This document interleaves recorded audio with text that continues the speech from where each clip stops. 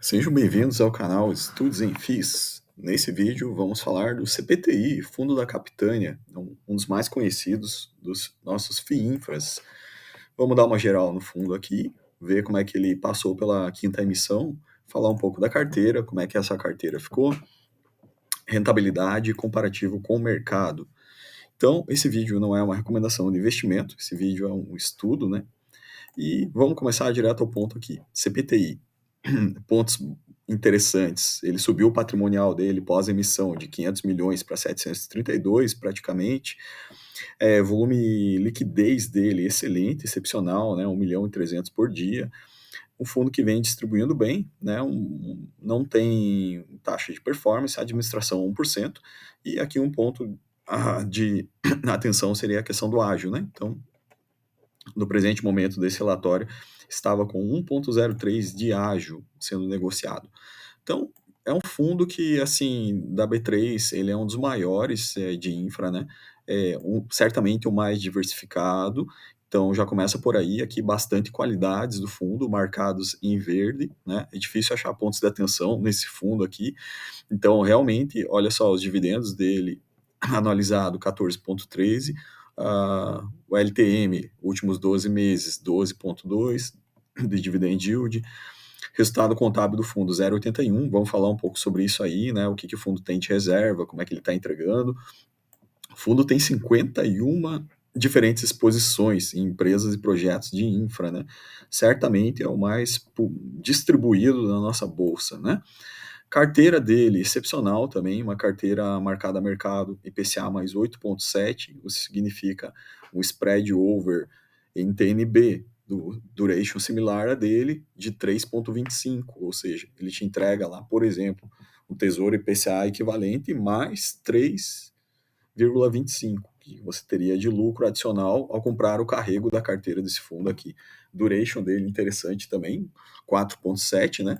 E aqui ele fala das movimentações, então ele fez movimentações muito legais, a gente vai ver com detalhe aqui o que ele fez nessa emissão. Então, ele chama aqui a chamada da emissão, faz a quinta emissão, capta 285 milhões, sobe o patrimonial do fundo para 730, ele compra 8 ativos, onde ele realmente reduz a exposição máxima dele, vejam, ele ficou com as exposições máxima inferior a 4,2, né? Que antes era de 5,4, e reduz a média de exposições também. Então, um fundo extremamente diversificado, já era, se tornou mais ainda, né? O que ele fez? Ele adquiriu ótimos ativos, né, com o IPCA mais 9,10, spread próximo de 9,53, né? E ele vendeu alguns ativos aqui, eu vou falar na sequência quais foram esses ativos. Acho que esse fato é relevante, né? O mercado de infra segue com perspectiva positiva, eles acreditam que os ativos ainda carregam gordura nos níveis atuais de spread de crédito, ou seja, que é possível ainda fazer ganhos por compressão de spread, né? Então, ele fala esse ponto e eu vou mostrar na prática o que esse fundo tem feito, né, de ganhos de capital com compressão de spread. Veja, nesse período foi um exemplo clássico, né, do que o fundo fez. Então, como é que foram as compras dele? Ele comprou compras aqui, relativa à emissão, 285 milhões, com uma taxa excepcional, IPCA mais 9,10, e do outro lado aqui, ele fez vendas de 17 milhões, é o giro que a Capitânia faz basicamente mensalmente, de outras operações, representando, na verdade, aqui com uma taxa de 8,41. Então aqui teve um ganho excepcional de spread, né?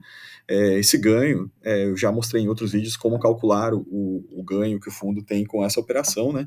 Mas basicamente, por exemplo, nesse caso aqui, que você teve uma redução aí de 0,7%, né? Você multiplica isso pela duration, você vai chegar no seu ganho dessa operação de venda, ganho devido à compressão de spread. Então, Capitânia, sempre dando show nesse aspecto aí de gestão ativa de carteira. A gente vai ver na parte de rentabilidade, como isso se traduz em resultado para o cotista, né? Carteira, como eu já falei aqui, extremamente diversificada, né? A gente tem aqui todos os setores, né? Logicamente, ele tem aqui telecom, geração e rodovias como preponderante do fundo, mas nada que desabone, né? Excelentes operações, excelentes ratings, a gente não tem nem muito o que falar aqui. Com relação à rentabilidade, eu acho que essa é a parte mais legal do relatório. Primeiro, Quando comprar o fundo, né, por que comprar, a gente já está vendo aqui, né, não é nenhuma recomendação, mas esse fundo aqui, ele tem um porte que permite a ele, e uma política de estratégia, né, de gestão ativa, que permite ao fundo funcionar muito bem, né. Então percebam que desde o início dele, lá em março de 2021, esse fundo vem entregando super bem. Logicamente, quando ele passou por aquele momento lá de estresse do mercado, entre novembro de 2022 e abril de 2023, né, que todo o mercado passou por esse estresse aqui, os fundos de infra também, a gente teve nesse período a subida das NTNBs, né? O que aconteceu nesse período aqui? Perceba que o fundo ele distribuiu menos, né? Ele chegou a distribuir aqui 90 centavos, né? Abaixo das médias que ele vinha fazendo anteriormente. Olha só como que a cota se comportou nesse período aqui, para quem comprou em abril esse fundo, né? Pegou um desconto excepcional, porque a cota dele estava sendo negociada a 93, né? 93,68, com patrimonial de quase 98, né? Então, olha só que bacana. Quando o mercado. Veja como o mercado é estressado, né? Com relação a isso, né? Por exemplo, a gente vê aqui o dividend yield a preço de mercado, né? Ou seja, quando o dividend yield do fundo tendeu a baixar um pouco, o mercado já precificou isso aí. E ele acabou ficando com um PVP bem interessante nessa época aqui. Hoje, esse fundo negocia com um pouco de ágio. Perceba que as coisas inverteram aqui novamente, né? O fundo voltou a pagar um pouquinho mais, já voltou o ágio aqui. Então é interessante, a gente está buscando sempre, nos melhores momentos, de oportunidade de entrada, né, para a gente comprar um dividend yield on cost menor, né, no caso. Logicamente, esse fundo aqui é um fundo super interessante, não é nenhuma recomendação, mas dos fundos de infra é um fundo que é bastante básico, assim, para ter na carteira. Então aqui a gente vê a constância do que a gente já viu aqui dos proventos, né? Como eu falei para vocês, o fundo ele se aproveita, logicamente, dos períodos onde o mercado está melhor, o juro real está mais baixo, onde ele consegue fazer mais giros, né, para fazer essas operações e entregar mais para o cotista. Então, como é que o fundo usa essas alavancas aqui de gestão ativa para fazer ganhos? Na barra azul escura, aqui vocês estão vendo, representa os ganhos de capital que o fundo fez, basicamente a maioria deles por compressão de spread. Compra de ativos com operação IPCA mais e venda com IPCA, com diferencial de IPCA a menor. Então o fundo faz a compressão do spread da operação e ele captura o ganho no duration da operação toda e entrega para o cotista. Então esse fundo, por exemplo, logicamente algumas operações talvez ele vai carregar até o final do vencimento do duration, né, para pegar o ganho contratado lá, o IPCA mais X, mais Y, mais E, mas em algumas outras operações ele utiliza fortemente essa alavanca de marcação ao mercado para fazer essa barrinha azul escura, fazer o seu ganho de capital. Isso é muito característica da Capitânia, né? Para quem já é cotista dos outros fundos da Capitânia, enfim, CPTS, CPTR, perceba que sempre é a mesma tratativa, eles têm uma gestão muito ativa nesse aspecto aí de giro de carteira. O fundo fez isso, percebo, em 2022 com bastante intensidade e voltou a fazer agora em julho e agosto, aproveitando aquela queda da NTNB que teve, então o fundo aproveitou a ocasião, fez um giro bem interessante.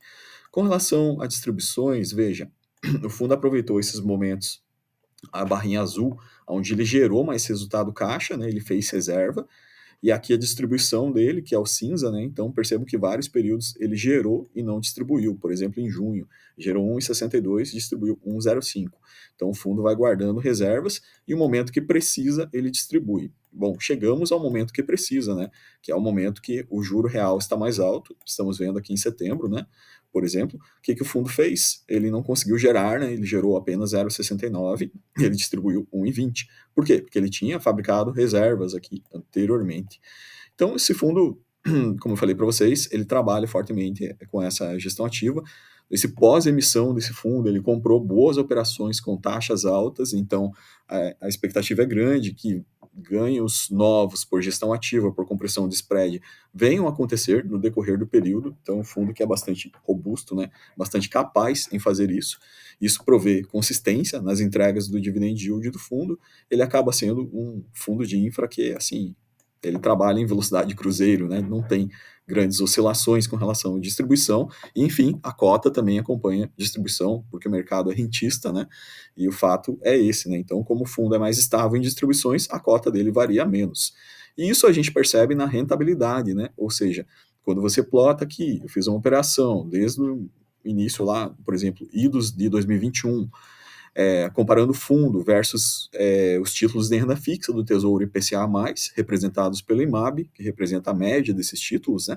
Você percebe que realmente o fundo aqui ele dá um banho nos títulos aqui. A rentabilidade dele foi muito superior em todo o período. Não só pelo dividend yield, que é constante e é mais alto, né? Mas também pela questão da cota, que não se desvaloriza muito. É uma cota mais estável nesse fundo até o presente momento. Então, esse gráfico eu fiz por conta, para checar as coisas, né? Então, 34 versus 21.